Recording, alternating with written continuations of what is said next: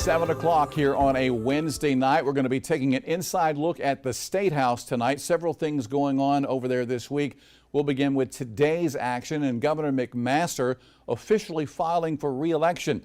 Our State House insiders tonight, Dave Wilson, our Republican strategist, and Antoine Seawright, our Democrat strategist. Dave, a big day for the governor, right? No surprise at all on this one, JR. Henry McMaster has made it abundantly clear that he had planned on running for re-election in 2022. That we could very easily, in a win in South Carolina, make him one of the longest serving governors in South Carolina history. You got to keep in mind, he took the last 2 years of Nikki Haley's term. He won re-election 4 years ago, and he's up for re-election now in 2022. And they feel very confident right now because there's not much when it comes to primary challenges that we've heard of as of yet on the Republican side.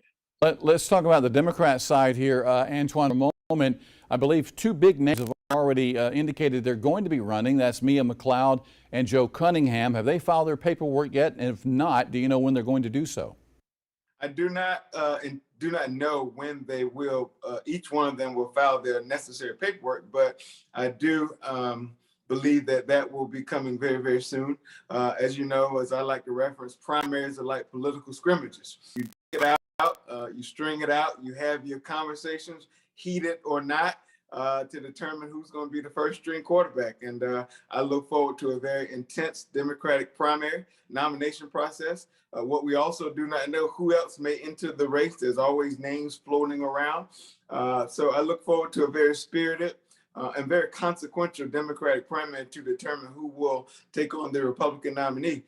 JR, you flirted, or Dave flirted with the idea of the Republican primary. Who knows what that looks like? Just like the Democratic primary, the Republican primary can be very chaotic and confusion, and someone could come out of nowhere and end up pushing the primary process everywhere. And so it's a wait and see game to see what happens. All right, let's focus on something that happened yesterday at the State House. Jay Lucas, the Speaker of the House, announcing he was not going to seek re-election. Antoine, did this take Democrats by surprise?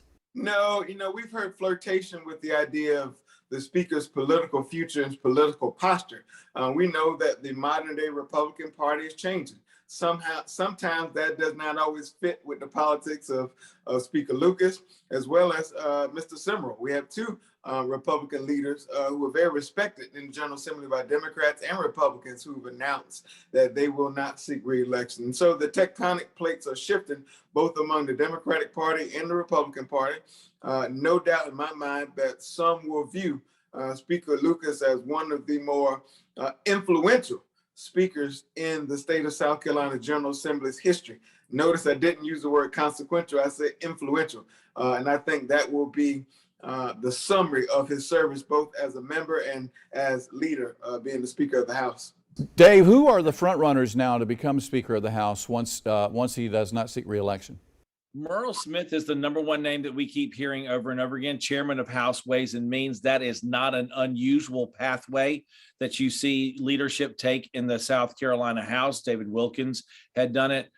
Several other members who had been speakers beforehand followed a very similar path. This is a time and opportunity where we also have to look at the fact that of the 124 members of the House of Representatives, we are looking most likely at least 30 of those seats are going to be either vacated or they're going to be filled by somebody else as we get back into the new legislative session next year.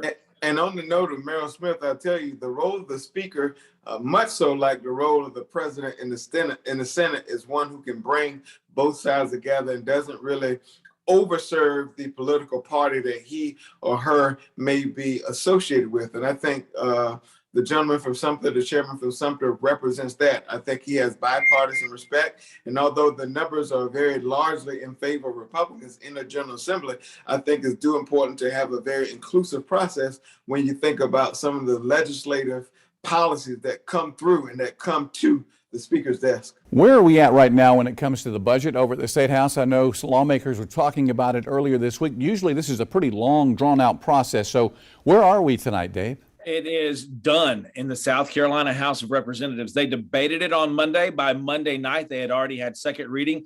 They came back in for third reading on Tuesday. It is done and already over to the South Carolina Senate. It actually got passed across the desk yesterday, which means that we're going to start seeing the Senate doing their responsibility of going through that budget line by line by line. You'll have Senate hearings on the budget for various departments and agencies in South Carolina. And we'll see how the Senate turns around and decides how they want to spend the billions of dollars that are going to be in South Carolina's coffers this year.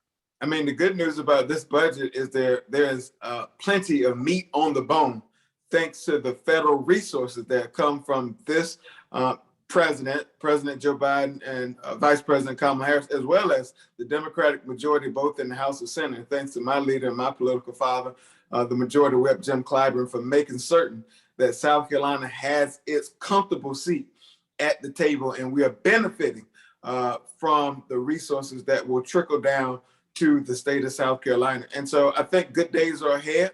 I think the Senate will be very fiscally responsible with the dollars that have been allocated, just as I think we've seen in a fair and decent way in the House of Representatives. And hopefully this process will not be the traditional long drawn out process, because there is there are many resources to go around the state for every single lawmaker's district.